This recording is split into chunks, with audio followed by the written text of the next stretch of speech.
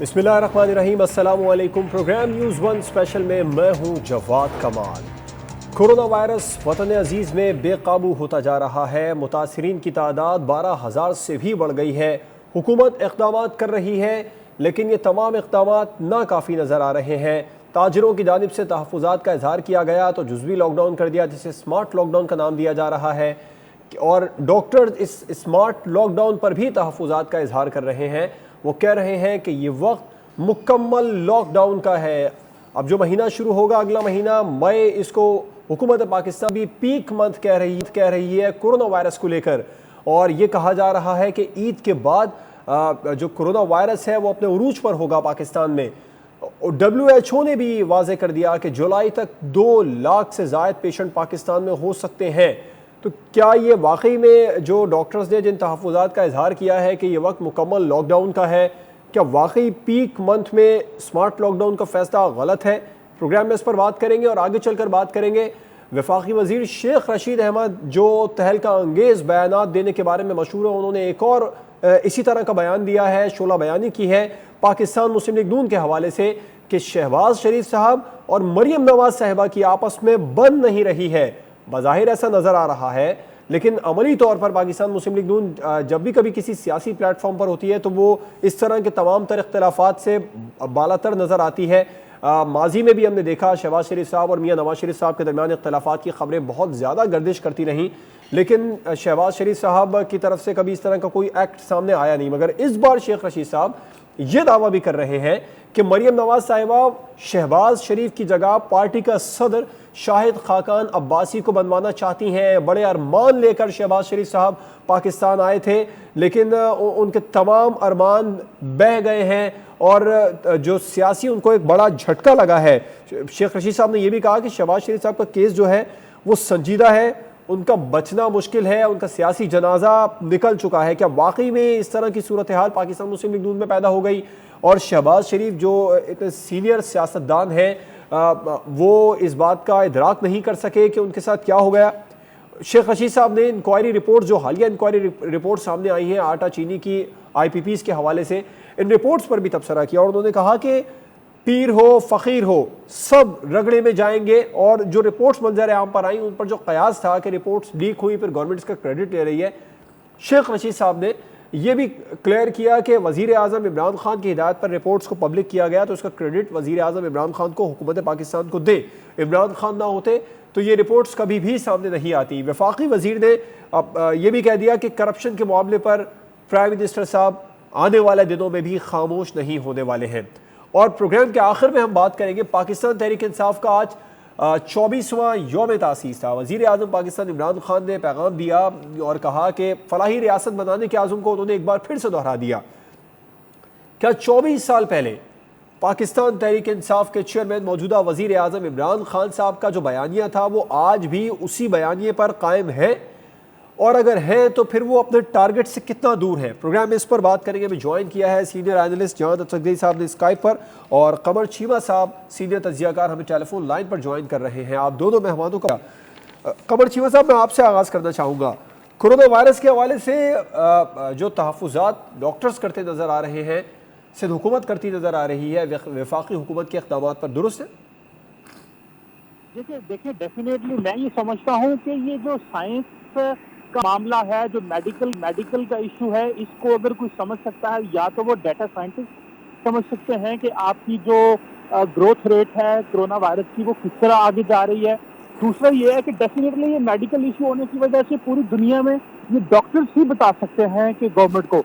तो मेरा ख्याल ये है कि गवर्नमेंट के जो पैनल में जिन लोगों को मौजूद होना चाहिए, जो कि डेफिनेटली मौजूद होंगे, या तो वो डेटा साइंटिस्ट होने चाहिए या वो डॉक्टर होने चाहिए।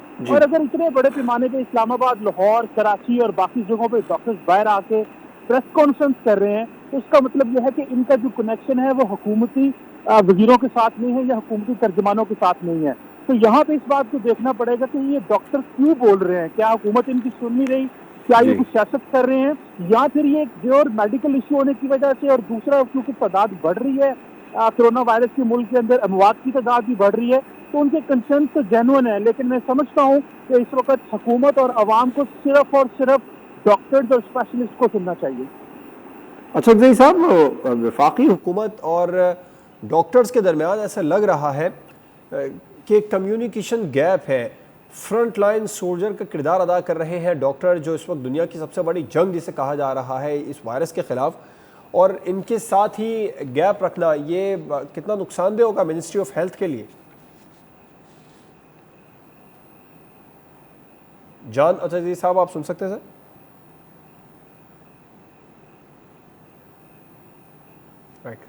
अच्छा जी साहब, आप सुन सकते हैं? कम्युनिकेशन गैप नजर आ रहा है डॉक्टर्स के दरमियान और मिनिस्ट्री ऑफ हेल्थ के दरमियान। इसके कितने नुकसानात आने वाले दिनों में उठाने पड़ सकते हैं?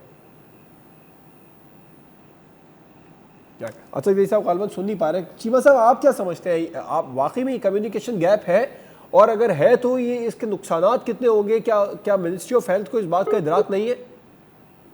देखिए, डेफिनेटली मैं समझता हूं कि कम्युनिकेशन गैप बिल्कुल मौजूद है, और इस कम्युनिकेशन गैप होने की वजह से ही डॉक्टर्स बाहर आए हैं और उन्होंने प्रेस कॉन्फ्रेंस की। और जो इसमें सिर्फ डॉक्टर नहीं है जवाद साहब, इसमें प्राइवेट अस्पतालों के डॉक्टर भी मौजूद हैं। तो इसका मतलब ये है कि पहली बात तो यह है कि जो पर्सनल इक्विपमेंट है वो डेफिनेटली उनको नहीं मिला। और बहुत सारे, मैं तादाद देख रहा था, कराची में तकरीबन 83 लोग कह रहे हैं जिनको इन्फेक्ट हुआ, लेकिन डॉक्टर 160 लोगों को कह रहे हैं। इसी तरह को 82 लोग डॉक्टर और मेडिकल का अमला पंजाब में हुआ है। इसी तरह कुछ 32-33 केपीके में हुए हैं, और इसी तरह 32 के करीब जो लोग हैं वो बलूचिस्तान में हुए हैं, और गिलगित बल्तिस्तान में तो डॉक्टर साहब ने शहादत भी दे दी है। सो मेरा ख्याल है कि गवर्नमेंट के पास डेफिनेटली पहले वो इक्विपमेंट भी नहीं था, कम्युनिकेशन भी नहीं रही उनकी, और डॉक्टरों को बाहर आ जाना और बात करना डेफिनेटली इट स्पीक्स वॉल्यूम्स कि गैप है। और इस गैप को फिल करने के लिए पंजाब फेडरल गवर्नमेंट को चाहिए।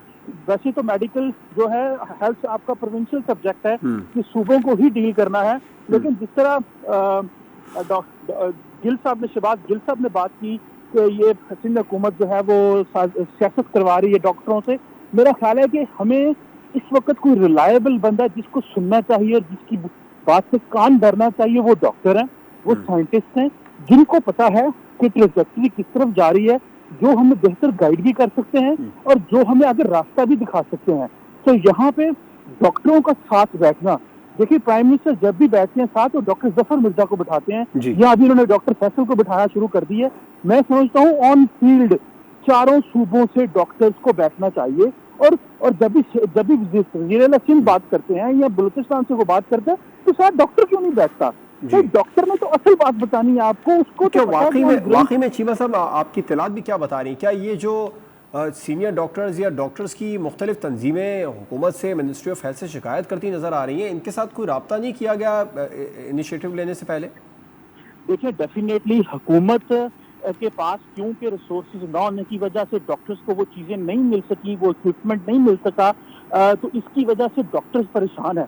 और इम्पोर्टेंट बात यह है कि जो यंग डॉक्टर्स हैं वो कह रहे हैं कि अगर आपने इसी तरह लॉकडाउन भी नहीं होना, जब लॉकडाउन भी नहीं है, लोग भी सड़कों पे हैं, आज मसाजिद में तरावियां हो रही हैं, लोग जुम्मा पढ़ने जा रहे हैं, तो फिर डॉक्टर्स क्यों सर अपने आप को इन्फेक्शन करवाएं? वो क्यों कोरोना का निशाना बने? क्योंकि और जब उनके पास उस तरह की फैसिलिटीज नहीं है। हालांकि गवर्नमेंट ने बहुत कोशिश की और मेहनत करके हर जगह एनडीएमए ने हर जगह से लोगों को ये चीजें पहुंचाने की कोशिश की है, लेकिन जवाब साहब सबसे इम्पोर्टेंट चीज ये है कि अभी तक 80% जो इन्फेक्शन है वो लोकल फैलने से हुआ है। समझिए, और डॉक्टर, आप सुने डॉक्टरों को, वो कह रहे हैं कि रोजाना पिछले कितने दिनों से ऐसे हो रहा है कि इन्फेक्शन, जो लोकल इन्फेक्शन फैल रहा है उसकी रेशो बढ़ रही है। तो इसका मतलब है सिर्फ 20% आपके पास जो मरीज हैं वो सिर्फ उन लोगों से इन्फेक्ट हुए हैं जो बाहर से आए हैं, 80% लोकल है। तो ये बिल्कुल इसको लोकली आप देखना चाहिए और रेमेडी तलाश करनी चाहिए। स्मार्ट लॉकडाउन बहुत अच्छी चीज़ है, इस पर काम भी करना चाहिए। हमारी इकोनॉमी, हमारे रिसोर्सेज, हमारे हालात इस तरह के हैं कि हमें जाहिर बात है प्लानिंग अपने लोकल यहाँ से देख के करनी है कि ये हमारी आवाम को कितनी सूट करती है। ठीक, तो चीमा साहब, एक और बड़ा अहम मामला है, दुनिया के ऐसे ममालिक जो बहुत ज़्यादा इन्फेक्टेड हुए हैं, बहुत ज़्यादा मुतासिर हुए इससे, वो भी अब स्मार्ट लॉकडाउन की तरफ या जुज़वी लॉकडाउन की तरफ आ रहे हैं, और वहाँ पर ज़िंदगी वापस लौटना शुरू हो गई। क्योंकि कितना लॉकडाउन किया जा सकता है? अगर WHO को देखें तो वो तो ये कह रहा है कि ये एक तवील सफ़र है जो हमें इसके साथ तय करना है, यानी कि ये इतनी जल्दी वायरस ख़त्म होने वाला नहीं है। अगले साल तक वैक्सीन का दावा कर रही हैं कंपनीज, कुछ कंपनीज ने दावे किए हैं अगले माह तक भी पाकिस्तान आ जाएंगी। जैसे कि डॉक्टर जफर मिर्ज़ा साहब ने आज कहा कि जापान और चीन की एक कंपनी ने राब्ता किया है वैक्सीन के ट्रायल के लिए। अब सवाल ये पैदा होता है कि अगर जो WHO को देखें, जो ये कह रहा है कि अगले साल तक वैक्सीन तैयार होगी, तो अगले साल तक ये वायरस हमारे साथ रहेगा, तो एक साल का तो लॉकडाउन नहीं हो सकता। इसी पर अब बहुत सारे ममालिक, जैसे कि अमेरिका की मुख्तलिफ रियासतों में लॉकडाउन हट रहा है, ख़त्म हो रहा है, वो ये फैसले कर रहे हैं। तो प्राइम मिनिस्टर साहब भी ये कह रहे हैं कि पाकिस्तान तो तरक्की पजीर ममालिक है, स्ट्रगल कर रहा है इकॉनमी को लेकर, तो हम मुकम्मल लॉकडाउन को ज़्यादा देर सर्वाइव नहीं कर सकेंगे। तो ये फैसला दुरुस्त है हुकूमत पाकिस्तान का, क्योंकि ताजिरों का भी एक बहुत बड़ा प्रेशर था गवर्नमेंट पर। देखिए, हम स्मार्ट लॉकडाउन की तरफ उधर जाएंगे जहां पे आप समझते हैं कि कोई ऐसा इलाका जो इन्फेक्ट हो गया है, जिसमें ज्यादा लोग आ गए हैं, तो उसको स्मार्टली लॉकडाउन कर दिया जी, ये स्मार्ट लॉकडाउन हो गया। लेकिन जो लॉकडाउन खोलना है, मेरा ख्याल है कि जब तक आपके SOP तैयार नहीं होते, जो स्टैंडर्ड ऑपरेटिंग प्रोसीजर हैं, जब के तजारती लोग, जो बिजनेस कारोबारी लोग हैं, वो ना बैठे और हुकूमत बैठ के ये डिसाइड ना करे कि क्या SOP होने चाहिए। अगर गवर्नमेंट होटल इंडस्ट्री को या बाकी बिजनेस को नहीं खोलने दे रही, इसका मतलब है ना तो या तो SOP बने नहीं है, या हुकूमत समझती है कि SOP इम्प्लीमेंट नहीं कर पाएंगे, या हुकूमत ये भी समझती है कि ये जो प्राइवेट ताजर हैं, जो बिजनेसमैन हैं, इनके पास इतने रिसोर्सेज नहीं होंगे कि ये SOP और वो जो इनिशियल रिक्वायरमेंट होती है कस्टमर को डील करने की, उसको फुलफिल कर पाएंगे। क्योंकि पाकिस्तान में लिटरेसी रेट भी और उसकी भी कमी है। फिर जाहिर बात है, हर बिजनेस के पास इतना पैसा नहीं होता कि वो लोगों को इस तरह की चीजें प्रोवाइड कर सके, सैनिटाइजर दे सके या डिस्पेंसिंग कर सके। और पाकिस्तान के, पंजाब के और कराची के बहुत सारे बाजार इतने छोटे और तंग बाजार हैं कि वहां पे तो आप इसको प्रॉपरली फिजिकली इम्प्लीमेंट करवाना ही बहुत मुश्किल काम है। तो मेरा ख्याल है कि इसकी जो स्ट्रैटेजी बनानी चाहिए वो ये है कि ताजरों के साथ बैठें और ताजरों को बताएं कि ये जिस तरह हफ्ते में 2 दिन एक मार्केट खुल जाए, हफ्ते में 2 दिन की दूसरी खुल जाए, लेकिन वहाँ SOP गवर्नमेंट उसको इम्प्लीमेंट करवा सके, ताकि लोग, मुख्तलिफ इंडस्ट्रियाँ जो हैं वो उनके लिए प्रॉब्लम भी पैदा ना हो और लोगों के लिए रोजगार भी थोड़ा बहुत आता रहे, और हुकूमत ये और अवाम भी ये समझती रहे कि ये लॉकडाउन किसी हद तक जो है वो कारआमद है। ठीक है, इसी पर बात करेंगे। मुझे ब्रेक पर जाना है। ब्रेक के बाद जान अचकजई साहब को भी डिस्कशन में इन्वॉल्व करेंगे और ये जानने करेंगे कि डॉक्टर्स और ताजरों के दरमियान क्या हुकूमत फंस नहीं गई। एक ब्रेक के बाद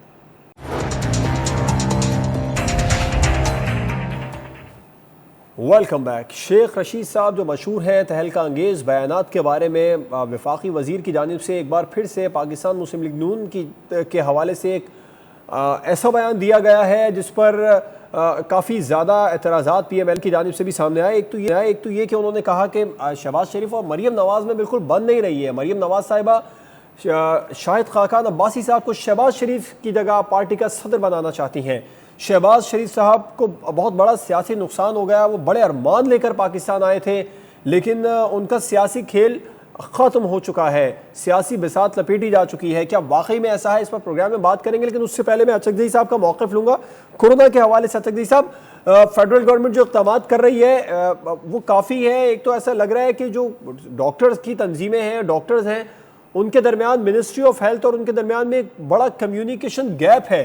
ये गैप कितना नुकसानदेह हो सकता है आने वाले दिनों में, क्योंकि जो नेक्स्ट मंथ है इसे पीक मंथ कहा जा रहा है कोरोना के हवाले से पाकिस्तान में, और ख़ुद WHO भी ये कह रही है कि मई ना सही लेकिन जून जुलाई में 2 लाख तक पाकिस्तान में कोरोना पेशेंट्स हो सकते हैं। तो इस तरह की सूरत हाल में कम्युनिकेशन गैप कितना नुकसानदेह है? देखिए, पहली बात ये कि मैं सिर्फ ये अर्ज करूं कि हुकूमत ने तो वादा किया है कि लोगों के मसाइल कम करने के लिए इकदाम करेगी और कर रही है, लेकिन आप आम आदमी जिनके पास कुछ नहीं है उनकी हालत तो आपको खुद मालूम है। लेकिन जो मिडिल क्लास की हालत है वो मैं सिर्फ 2 जुमलों में बताऊं कि हुकूमत ने वादा किया था कि उनके बिल वापडा डिस्कनेक्ट नहीं करेंगे, उनके कनेक्शन। मैं फतह कलामी की माजरत चाहूंगा। अच्छा जैसे साहब, आम आदमी जिंदा रहेगा इस वायरस से बचकर तो ही स्ट्रगल कर सकेगा ना, तो ही बिल वगैरह जमा करा सकेगा जब वो वायरस से मुतासिर। जी जी बिल्कुल, मैं सिर्फ ये अर्ज कर रहा था कि मिडिल क्लास की हालत जो है कोई उनकी बात नहीं करता। इस्लामाबाद जैसे शहर में ये जो बदमाश वापडा है, उन्होंने 10,000 के बिल वाले घरों के बिजली काट दिए हैं, और ऐसे फैमिलीज को मैं जानता हूं जिसमें प्रेग्नेंट खवातीन भी हैं। तो हुकूमत ने दावा किया है कि लोगों के बिजली कनेक्शन नहीं काटे जाएंगे, लेकिन ये बदमाश वापडा अब भी कर रही है। मैं सिर्फ एक इदारे की मिसाल आपको भी दे रहा हूँ। तो लोगों के पास जो आम लोग हैं वो तो आप बिल्कुल उनकी जिंदगी तो अजरन है, लेकिन मिडिल क्लास की जिंदगी जिस तरीके से आजम हो गई है, आप उनको कहें कि घर में आप बैठे, वो घर में किस तरह बैठेंगे? 2 महीने का बजट किसी के पास नहीं होता कि वो किराया दें, वो बच्चों के लिए कोई प्रोविजन लाएं, वो बुनियादी बेसिक चीजें लेकिन अगर पूरा बाहर करेंगे निकलकर वो नामुमकिन। कोरोना वायरस का शिकार हो जाए और खुदा ना खास्ता इस दुनिया से चले जाए तो फिर क्या फायदा? लोगों के स्ट्रगल लिए तो चॉइस होती रहेगी जिंदगी। एक्सेप्टेबल है, बहुत से लोगों के लिए चॉइस एक्सेप्टेबल है। अगर उनकी बिजली काट दी जाए, वो अंधेरे में बैठे हैं, तो कोरोना तो जब आएगा देखेंगे, लेकिन अंधेरे में बैठ के फिर वो क्या करेंगे? वो जो है अंधेरे में बैठ जाए। कहाँ है गवर्नमेंट जो कह रही है कि हम लोगों की डिस्कनेक्ट नहीं करेंगे? ये मैं इस्लामाबाद का की मिसाल दे रहा हूँ, बलूचिस्तान की नहीं, जहाँ पे ऑलरेडी 70% जो है, बहुत से ऐसे विलेजेस हैं जहाँ पे बिजली बुनियादी सहूलत है ही नहीं। मैं उसकी बात नहीं कर रहा जो सेटल डिस्ट्रिक्ट है केबीके में। लिहाजा हमने ये देखना है कि सिर्फ जो है, हमने ये देखना है कि जो मसाइल हैं हम किस तरह मिटिगेट कर सकते हैं। ये बुनियादी तजादात हैं। हम चाहते हैं कि लोग स्मार्ट लॉकडाउन करें, बाहर कम जाएं, लेकिन घर में रहने के लिए तो भी उन्हें कुछ चाहिए, और वो अभी तक हम उस पर फोकस नहीं है। कहाँ गए वो सारी बातें जो हम कर रहे थे? अभी तक वो नजर नहीं आ रहा। बिल्कुल अच्छी आपका बात है मौक़िफ़ वो बिल्कुल दुरुस्त है अचकज़ई साहब, लेकिन ये जो जिसे इस वक्त दुनिया की सबसे बड़ी जंग कहा जा रहा है, जो कोरोना वायरस वॉर है, इसके खिलाफ सारी दुनिया लड़ रही है। और फ्रंट लाइन सोल्जर, ये मेडिकल स्टाफ, ये डॉक्टर्स ही हैं, ये पैरामेडिक्स ही हैं, हमें इनकी सुननी होगी। ये जिन तहफ़्फ़ुज़ात का इजहार कर रहे हैं, मिनिस्ट्री ऑफ हेल्थ को इनके साथ बैठना होगा। ये इनका ना सुनना आने वाले दिनों में, इनको ना सुनना कितना नुकसानदेह हो सकता है?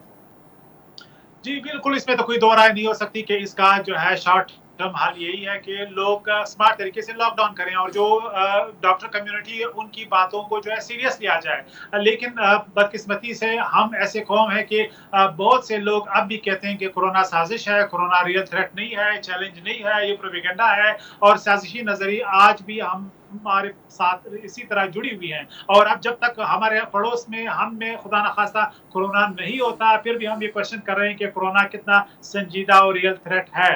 तो अब मसला ये है कि आम आदमी, लोग, मिडिल क्लासेस, तमाम जो तबकात हैं, उन्होंने भी अपना हिस्सा डालना है। हुकूमत एक हद तक वाकई कर सकती है, मैं आपसे सहमत हूँ। ये एक ऐसा सही। चैलेंज जो हुकूमत की बसात में नहीं है, लेकिन ये एक कंफ्यूजन दूर होना चाहिए कि जहाँ पे हम मुस्तकिल जो है लोगों को लॉकडाउन नहीं कर सकते, बरतानिया की मैं मिसाल दे रहा हूँ, लोग बगावत पे उतर आए हैं। लिहाजा हमने इस तरीके से करना है कि SOPs फॉलो करें। आज बदकिस्मती से पहला रोजा था, यानी अल्हम्दुलिल्लाह पहला रोजा था, लेकिन लोग मार्केटों में जहाँ पे रश था, कोई सैनिटाइजर्स का प्रिंसिपल नहीं था, लोग जो है इसी तरह अब यानी क्लस्टर में घूम रहे थे। तो एहतियात नहीं, SOPs आवाम हमें की जानिब से तो फॉलो पहले दिन करना से है। ही अचकज़ई साहब गफलत बढ़ती जा रही है। चीमा साहब, आपका भी एक मौक़िफ़ लेकर फिर आगे बढ़ेंगे। आपको नहीं लगता ताजिरों और डॉक्टर्स के दरमियान गवर्नमेंट फंस चुकी है? ताजिर अलग प्रेशर डाल रहे हैं, जिस तरह अचकज़ई साहब ने अभी बताया कि बरतानिया में बगावत की तरफ लोग जा रहे हैं, क्योंकि कितना आप लॉकडाउन करेंगे। और यह पाकिस्तान जैसे तरक्की पजीर ममालिक में भी ताजिर कुछ कह रहे हैं, डॉक्टर्स कुछ कह रहे हैं। ऐसा नहीं लग रहा कि फंस चुकी है गवर्नमेंट इन दोनों के दरमियान? देखिए, ताजिर, जारी बात है, जब लोगों के रोजगार नहीं होंगे, दुकानें नहीं चलेंगी, काम नहीं होगा, तो लोग पैसा कहाँ से कमाएंगे?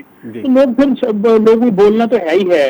लेकिन मेरा ख्याल है कि तो गवर्नमेंट को जो चीज चाहिए ना, वो सिर्फ ये चाहिए कि गवर्नमेंट स्किल्ड लोगों से मशवरा ले। लोग, गवर्नमेंट स्किल्ड लोगों को आगे करे अवाम के, कि ये वो लोग हैं जो जिनकी वर्थ है, जिनकी वैल्यू है। जब आप हॉस्पिटल जाते हैं तो इन लोगों से पूछते हैं, ये है वो मेडिकल के लोग, तो वो उन लोगों की गवर्नमेंट, लोग, अवाम उनकी बात मानेगी। लेकिन जब गवर्नमेंट के पैनल के साथ आप डॉक्टर नहीं बिठाएंगे, आप देखें कुछ डॉक्टर होते हैं जो पॉलिटिकल नेचर के हैं। डॉक्टर जफर मिर्जा डॉक्टर है, लेकिन he is also representing the government, तो वो एक और चीज है।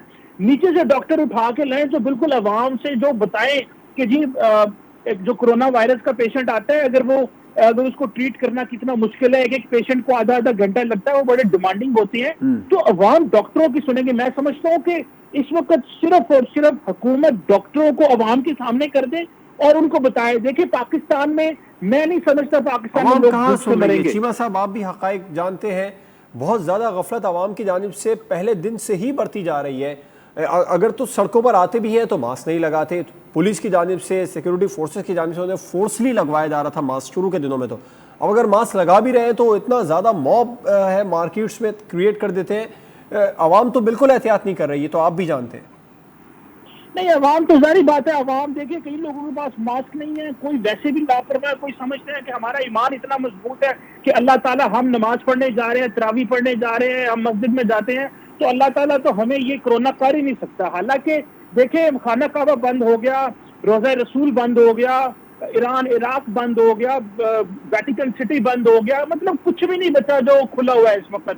तो मेरा ख्याल है कि इस वक्त लोगों को थोड़ा सा हमें साइंटिफिक होने के करके बताना चाहिए। लेकिन सिर्फ पाकिस्तान में नहीं, पूरी दुनिया में लोग कई जगहों पे नहीं सुन रहे कि, लेकिन खुदा न खास्ता जब इटली, यूरोप और स्पेन की तरह अमवात होती है तो फिर लोगों को पता चलता है शायद बाकी सीरियस है, अभी वैसे तो नहीं लेंगे। ठीक, चलें आगे बढ़ लेते हैं। शेख रशीद साहब के बयान की बात कर लेते हैं। अचकज़ई साहब, शहबाज शरीफ और मरियम नवाज चचा भतीजी को एक दूसरे का दुश्मन बना दिया शेख रशीद साहब ने। वो इस तरह के बयान देने के हवाले से मशहूर तो हैं ही, लेकिन क्या वाकई में ऐसा कुछ चल भी रहा है?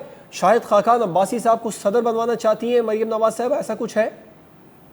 मेरे ख्याल में इसमें भी सदाकत है। शहबाज शरीफ साहब इसलिए आए कि पार्टी में बहुत से ग्रुप बन गए थे और तकसीम होने जा रही थी, लिहाजा उन्होंने जल्दी की वापस आ गए। अब वो ग्रुप बंदी अभी तक है। जो सबसे बड़ी ग्रुप बंदी है वो, जिस तरह शेख रशीद साहब ने इशारा किया है, वो मरियम नवाज साहिबा और शहबाज शरीफ साहब के दरमियान है, ये हकीकत है। लेकिन इसके साथ जो शहबाज शरीफ साहब डिलीवर करने आए थे वो भी डिलीवर नहीं कर पा रहे। इस वक्त हुकूमत को PMLN की सपोर्ट की सख्त जरूरत है। तमाम ऑर्डिनेंसेस लैप्स होने जा रहे हैं, बजट आएगा जून में, लेकिन ये हुकूमत को रेस्क्यू करने के लिए कोई भी मामला साजी में ऐसा नहीं डाल रहे, वो कोई सियासी दावपेच नहीं खेल रहे, जिसकी वजह से ये इररिलेवेंट हो जाएंगे। और ज्यादा इम्कान भी यही है कि खुद शहबाज शरीफ साहब नैब में जिस तरह उलझे हुए हैं, शायद नेक्स्ट वीक जब उनकी पेशी आएगी शायद वो गिरफ्तार भी हो सके।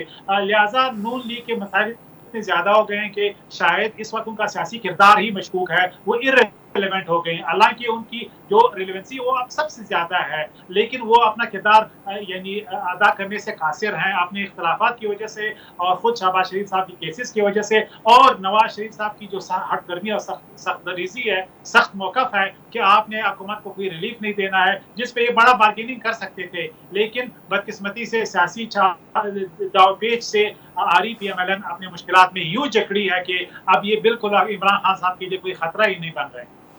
चीमा साहब, आप भी समझते हैं अगर अकॉर्डिंग टू 2018 इलेक्शन देखें, पाकिस्तान की दूसरी बड़ी जमात टूट फूट का शिकार शुरू हो गई है, चचा भतीजी के दरमियान में वाकई में जंग चल रही है?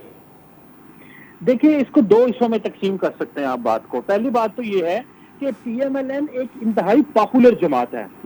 आप अभी भी PMLN ने 2018 के इलेक्शन में 1,28,00,000 वोट लिए, सबसे बड़ी जमात पाकिस्तान की PMLN है। दूसरी बात यह है कि वो अगर समझो कि पॉपुलर नहीं रही, लोग उनको मानते नहीं है, लोग उनसे बात नहीं कर रही है, उनकी से नहीं है मुल्क के अंदर या पंजाब के अंदर, तो ये बिल्कुल गलत होगा। उनकी रेलिवेंस आज भी मौजूद है। आज आप लोकल बॉडी इलेक्शन करा लें, आपको पता चल जाएगा। तो दूसरी इंपॉर्टेंट बात यह है कि जो चचा भतीजी का मसला है, चचा भतीजी का मसला देखें, मरियम नवाज शरीफ पार्टी के अंदर अपनी रेलिवेंस रखना चाहते हैं। वो समझती है कि नवाज शरीफ के बाद जो सबसे बड़ा बेनिफिशियरी हो PMLN का वो हो।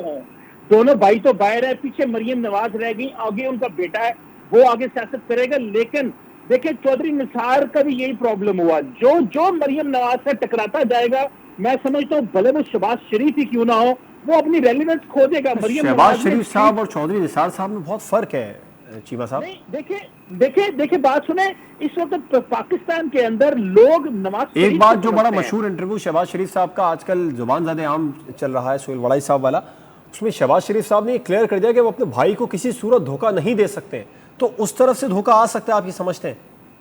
नहीं, देखिए, शहबाज शरीफ भाई को धोखा नहीं दे सकते, लेकिन Maryam Nawaz Sharif decision making process में अपनी से चाहती हैं। वो चाहती है जो पार्टी के अंदर फैसला साजी होती है, उस फैसला साजी में एक और बात है, आपकी बात समझ आ गई, बिल्कुल ठीक कह रहे हैं आप। माजी को अगर देखें तो PMLN के बारे में, चाहे वो मुशर्रफ रजीम हो या उससे पहले भी और उसके बाद में भी, एक बात जरूर चलती थी, शहबाज शरीफ साहब को टूल के तौर पर इस्तेमाल करने की कोशिश की गई। ये खबरें चलती थी, आती थी, इलेक्शन से पहले, इलेक्शन के बाद में भी, जब गवर्नमेंट मुश्किल में होती थी PMLN की, कि शहबाज शरीफ साहब जो है वो अपना अलग विंग बना लेंगे, अपनी अलग पार्टी बना लेंगे, मगर ऐसा हुआ नहीं। इस बार भी इस तरह की खबरें ज़ेरे गर्दिश हैं मरियम और शहबाज शरीफ साहब की। तो आपको लगता है कि ऐसा नहीं होगा कुछ भी, या इस बार वाकई में कुछ हो जाएगा? देखिए, मैं नहीं समझता कि शहबाज शरीफ साहब कोई विंग बनाएंगे या अपनी पॉलिटिक्स करेंगे या लोगों को अलहदा करेंगे। मुझे नहीं लगता शहबाज शरीफ कभी भी ऐसी गलती करेंगे। उनकी 70 साल जिंदगी हो गई है, आगे कितने को पॉलिटिक्स है उनकी, और 15 साल 20 साल कर लेंगे। वो भी हमजा शहबाज साहब के लिए कभी कर रहे हैं ना पॉलिटिक्स। अगर आप कह रहे हैं कि मरीम साहिबा अपने बेटे की को देख रही हैं, तो वो भी अपने बेटे को देख रहे हैं। नहीं, तो देखना यह है कि देखिए दो चीजें हैं। मरियम नवाज शरीफ खामोश हो गई, शहबाज शरीफ भी खामोश है। नवाज शरीफ साहब बाहर चले गए, सिर्फ और सिर्फ इस वक्त देखें, अगर मरियम नवाज साहिबा अगर शाहिद खान अब्बासी को लेके आना चाहती हैं, तो इसका मतलब ये है वो कन्फ्रंटेशनिस्ट पॉलिटिक्स करना चाहती हैं। इस वक्त शाहिद खान अब्बासी जो है वो कन्फ्रंटेशनिस्ट पॉलिटिक्स कर रहे हैं, वो मुफाहमत की सियासत नहीं कर रहे। और जिस तरह उन्होंने रिहाई के बाद जो नैरेटिव अपनाया और जो बयानिया उनका इंतहाई जारहाना और सख्त था, इससे मुराद यही था कि मैं आपको टफ टाइम दूंगा, क्योंकि वो समझते हैं कि मैं वजीर आज़म रहा हूं, मुझे भी जेल में भेज दिया। हालांकि उनको तो कम से कम बड़े वो सॉफ्ट बंदे हैं, लेकिन मैं समझता हूं कि इस वक्त मरियम शहबाज शरीफ साहब बड़ा केयरफुल रहेंगे, और मरियम भी कोई ऐसा काम नहीं करेगी जो शहबाज शरीफ के सामने खुल के है। तो ये बिहाइंड द सीन जंग चलती रहेगी, अपने अपने मोरे आगे करते रहेंगे, अपने लोगों को आगे लेके आते रहेंगे और तरीके से अपने फैसले इंप्लीमेंट करवाते रहेंगे। लेकिन पार्टी के जो अंदर लोग हैं, जो खास लोग हैं, वो साद रफीक हों, वो खुरम दस्तगीर हों, ख्वाजा आसिफ हो, एहसन इकबाल, मरियम, उनको पता है कि इस वक्त शहबाज शरीफ और मरियम नवाज की आपस में सर्द जंग है। अच्छा जी साहब, जो शहबाज शरीफ साहब का केस है, क्या वाकई में इतना ज़्यादा संजीदा है कि वो इस बार नहीं बच पाएंगे? और जैसे कि शेख रशीद साहब ने कहा कि उनकी तो सियासत का अब जनाजा निकल गया है, ऐसा हो गया है? उन्हीं की सियासत का जनाजा निकला या उनके मुखालिफ ग्रुप की?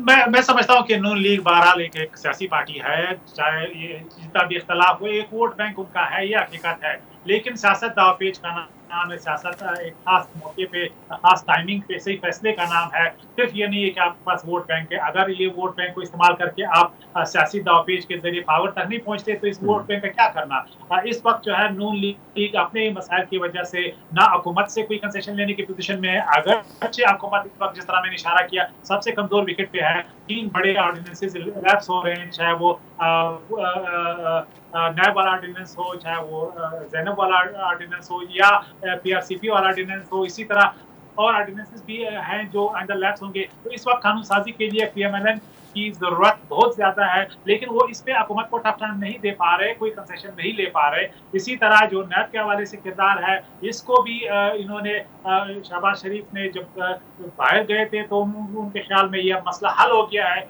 लेकिन वो मसला इसी तरह है। सबसे अहम बात ये कि क्या आइंदा दिनों में जब इमरान खान साहब एक मुश्किल वक्त में पार्लियामेंट में एक वोट होने दरकार होगा, तो पीएमएलएन कहाँ खड़ी होगी? इस वक्त पीएमएलएन एक लार्जेस्ट पॉलिटिकल पार्टी है, अपोजिशन पार्टी है, लेकिन किरदार ना होने की वजह से वो जो है बिल्कुल रिलेवेंट नहीं है। लेकिन लॉन्ग टर्म की हम बात नहीं कर रहे हैं, मैं मौजूदा इस टर्म की बात कर रहा हूँ, 1 साल की बात कर रहा हूँ, 2 साल की बात कर रहा हूँ। लिहाजा इस हवाले से तो पीएमएलएन की सियासत, मैं समझता हूँ कि इमरान खान कामयाब नजर आ रहे हैं कि उन्होंने पीएमएलएन की सियासत को इरेलेवेंट बना दिया, और वो ना कोरोना पे सियासत कर सकते हैं, ना बाकी इश्यूज पे हुकूमत को टफ टाइम दे रहे हैं। और लग क्यों रहा है जैसे वो सिर्फ आपस में जो है जो भी इनके इख्तिलाफात हैं अपने ही गेम खेल रहे हैं, ना कि गवर्नमेंट के खिलाफ कोई महाज खड़ा करने में या थ्रेट जो है बनने में उनका कोई इंटरेस्ट है या उसकी कैपेसिटी है जो वो इस्तेमाल कर सके। एक और मामला जिसे वफाकी वजीर ने डिस्कस किया, कमर चीमा साहब, आप समझते हैं जैसे कि शेख रशीद साहब ने कहा कि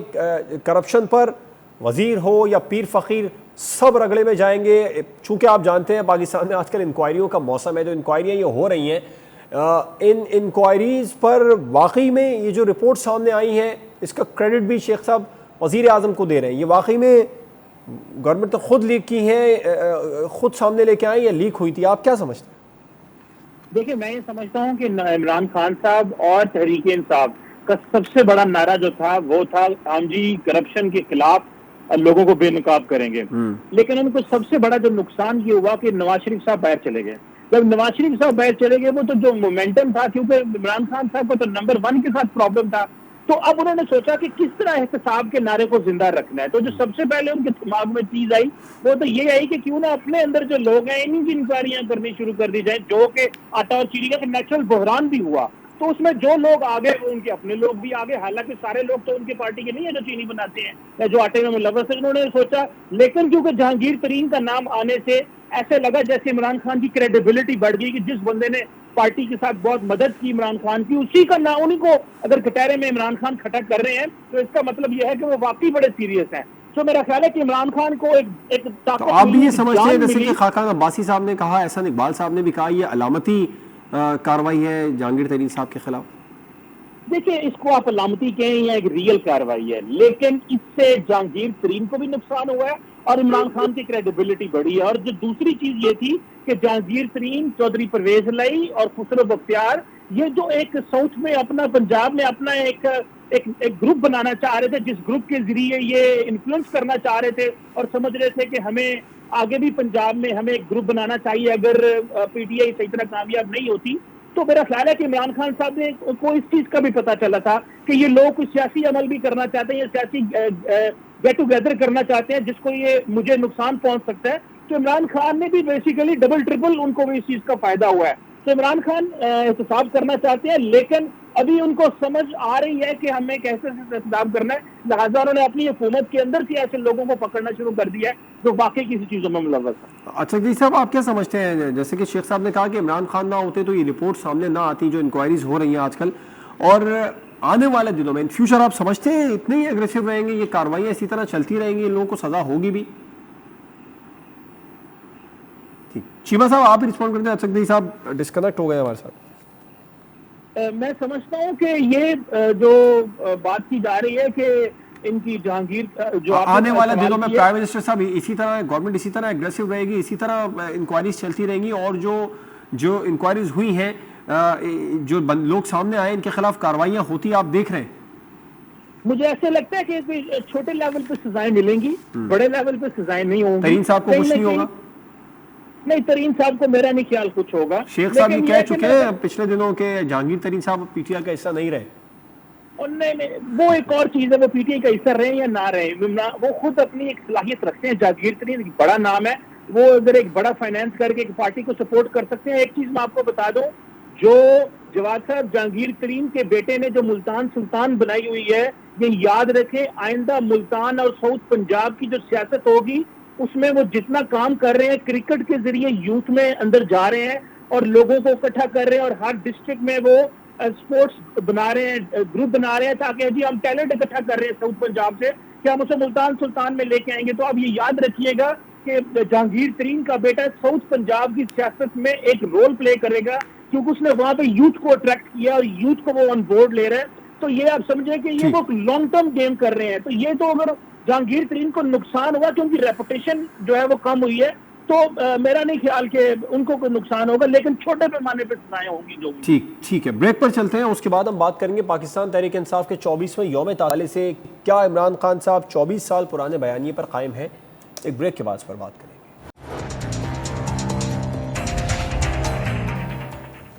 वेलकम बैक। पीटीआई का 24वां यौम तासीस, इमरान खान साहब का एक बयान, एक ट्वीट सामने आया जिसमें उन्होंने कहा कि चाहता हूँ कि कानून के कटहरे में सब बराबर हों, अमीर हो या गरीब, इस मुल्क में सबको इंसाफ मिले। और उन्होंने इस अज़्म को दोबारा दोहराया कि पाकिस्तान को वो फलाही रियासत बनाएंगे। क्या 24 साल पुराने इस बयानिए पर बाकायदा तौर पर वज़ीर आज़म बनने के बाद भी इमरान खान अमल दरामद करवा रहे हैं? चीमा साहब मैं आपकी तरफ आऊँगा, पहले असगरी साहब से थोड़ा सा इस पर मौक़िफ़ ले लें कि जो करप्शन के हवाले से इंक्वायरी पाकिस्तान में चल रही है, असगरी साहब आप समझते हैं आने वाले दिनों में ये मज़ीद बढ़ेंगी और सज़ाएँ भी होती आप देख रहे हैं बड़े पैमाने पर?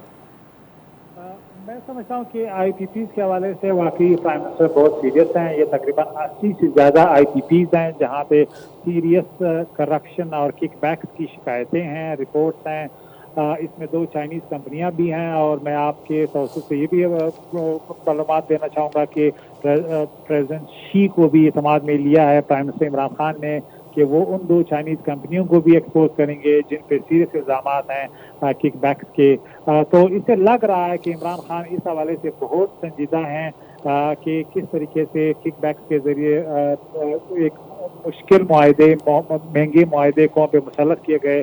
तो इससे लग नहीं हो रहा है कि इमरान खान संजीदा हैं, क्योंकि माजी में कभी भी इस तरह नहीं हुआ कि वो आईपीपीज जो हर सियासी हुकूमत में उनके स्ट्रॉन्ग लॉबी और कनेक्शन होते हैं, पहली दफा और आटा चीनी पर लग रहा है कि हुकूमत सीरियस है। अच्छा, आटा चीनी पर मेरे ख्याल में उसमें कोई जान ज़्यादा नहीं रहेगा। जो रिपोर्ट है, फॉरेंसिक रिपोर्ट, मुझे तो लग रहा है शायद वो भी ना आए। उसमें मुझे मेरा नहीं ख्याल कि कोई बड़ी कार्रवाई होने की तवक्को है, बिलखसूस शुक्रवार। सही है, थोड़ा सा अब आगे बढ़ते हैं कि चीमा साहब, इमरान खान साहब का 24 साल पहले जो बयानिया था, आज वो उस बयानिए पर कायम है या फिर मसाइल, मसलहतों, मुफाहमतों की जंजीरों में जकड़ गए? देखिए, मैं समझता हूँ कि इमरान खान डेफिनेटली अपने उस फलसफे के साथ कायम है। दो चीजें वो चाहते थे, एक वो कहते थे मैं करप्शन का करने वाले लोगों का एहतसाब करूंगा, और दूसरा वो कहते थे मैं निजाम ठीक करूंगा। देखिए, करप्शन के लिए तो आपको पता है कि उनको जो बड़ी सियासी जमातें हैं, जरदारी साहब और PMLN, उनकी पोजीशन तो आपके सामने है। जो करप्शन अभी विद इन द पार्टी जो भी वो चीजों की हो रही है, IPPs की बात हो, शुगर माफिया की बात हो या आटे की, वो तो चल रही है। जो बात ही निजाम तब्दील करने की, अदारे बदलने की, तो वो जो डॉक्टर इशरत हुसैन की कमेटी है जो इंस्टीट्यूशनल रिफॉर्म्स के ऊपर है, उसकी भी अभी हमारे पास उसकी चीजें आनी है। हमें अभी अंदाजा नहीं है कि निजाम बदलने के लिए प्राइम मिनिस्टर इमरान खान ने क्या प्लान तैयार किया हुआ है, या वो अवाम तक किस तरह आएगा वो प्लान, कि लोगों को कैसे पता चलेगा क्या निजाम बदल रहे हैं। सिर्फ इमरान खान हुकूमत में आ जाएंगे, वो वज़ीर आज़म बन जाएंगे, तो कोई निजाम नहीं है ना। निजाम तो यह है कि आप अगर हो या ना हो, आप एक सेटअप छोड़ जाती है ताकि वो काम करता रहे। जिस तरह के इमरान खान तो अपनी तरफ से पार्टी का निजाम भी नहीं बना सके, वो इंट्रा पार्टी इलेक्शन भी नहीं करा सके थे, वो चलो एक और चीज है। लेकिन अगर वो कम से कम PTI को ऐसे इंस्टीट्यूशन बना के छोड़ जाते तो बहुत इंपॉर्टेंट था। लेकिन इमरान खान साहब को ये चाहिए कि जो निजाम की बात की है, एटलीस्ट डॉक्टर इशरत हुसैन को कहें कि वो बाहर आए, वो बताएं वो किधर है और वो कर क्या रहे हैं। और अगर वो बाहर नहीं आना चाहते, वो लोगों को नहीं बताना चाहते, तो उनका कोई नुमाइंदा रखें जो कम से कम लोगों को बताए तो सही कि इमरान खान का जो निजाम बदलने का प्रोग्राम था उसमें क्या चीजें आ रही हैं। एक दो ऐप बना दी आपने, उस ऐप से लोग जो है वो कंप्लेंट्स करते हैं और फिर आपको पता चलता है कि यहाँ पे प्रॉब्लम है, वहां पे प्रॉब्लम है, फिक्स हो गया। इसे तो निजाम नहीं कहेंगे ना, ये तो निजाम होगा। अदारे बनाए, किस तरह FBR में क्या रिफॉर्म करनी है, सिविल ब्रोक्रेसी में क्या रिफॉर्म करनी है, ये सारी की सारी चीजें अभी मौजूद है, अभी ये ठीक होने वाली रहती हैं। और मेरा ख्याल है तकरीबन 2 साल होने को है इमरान खान की हुकूमत को। अगर सिस्टम एट प्लेस नहीं आ रहा तो मुझे तो ऐसे लग रहा है कि ये कि डिले अगर हो गया तो शायद इमरान खान साहब निजाम ना बदल सके। ठीक, अच्छा कि साहब, आप क्या समझते हैं कितना दूर है खान साहब वजीर आजम बनने के बाद अपने उस टारगेट से जो 24 साल पहले उन्होंने सेट किया था? मेरे ख्याल में तो यकीनन इमरान खान एक बाहर से एक सियासतदान के तौर पे आए और उन्होंने पॉलिटिकल एस्टेब्लिशमेंट को काफ़ी टफ टाइम दिया। पहली दफ़ा करप्शन का बयानिया सेट किया और बहुत बड़े सियासतदानों को आउट किया, शायद टेम्परेरीली। लेकिन निज़ाम में माफियात का तसल्लुत इतना मजबूत है कि शायद 1 साल में, 2 साल में या एक स्टंट में कोई भी प्राइम मिनिस्टर उन माफियात का जो गठजोड़ है, जो कंट्रोल है, जो कैप्चर है स्टेट इंस्टीट्यूशन का, वो तोड़ नहीं सकता। बिलखसूस हमारी ब्यूरोक्रेसी का निज़ाम जो है, तो आप समझते हैं मसाइल, मसलहतों और मुफाहमतों की जंजीरों में जकड़ गए खान साहब? मेरे ख्याल में तो यकीनन आपने अपने लोगों को साथ रखना है, इदारों को साथ रखना है। बहुत सी ऐसी मसलिहतें और कंप्रोमाइज़ करने पड़ते हैं। जो रेडिकल रिफॉर्म्स हैं उसके लिए तो एक विल न सिर्फ चाहिए बल्कि कैपेसिटी भी चाहिए। तो कैपेसिटी शायद 2 साल में, 3 साल में, 5 साल में मेरा नहीं ख्याल कि कोई भी प्राइम मिनिस्टर बना सकेंगे। अभी तक तो हुक्मरान बनते हैं लेकिन ताकत जो है वो ट्रेंड तो सेट किया जा सकता है ना सर, होता है। इसलिए मैं समझता हूँ कि इमरान खान को शायद कम से कम 20 साल और चाहिए कि उनका जो ड्रीम है, जो ऑब्जेक्टिव है, वो शायद हासिल करने में कामयाब हों। ठीक है, बहुत बहुत शुक्रिया जान अतरगई साहब और कमर चीमा साहब हमारे साथ प्रोग्राम में मौजूद थे। नाज़रीन, प्रोग्राम आपने देखा, इस दुआ के साथ प्रोग्राम का अख्ताम करें, पाकिस्तान कोरोना जैसे मूजी वायरस से जल्द फतहयाब हो। इजाज़त दीजिए, अल्लाह हाफ़िज़।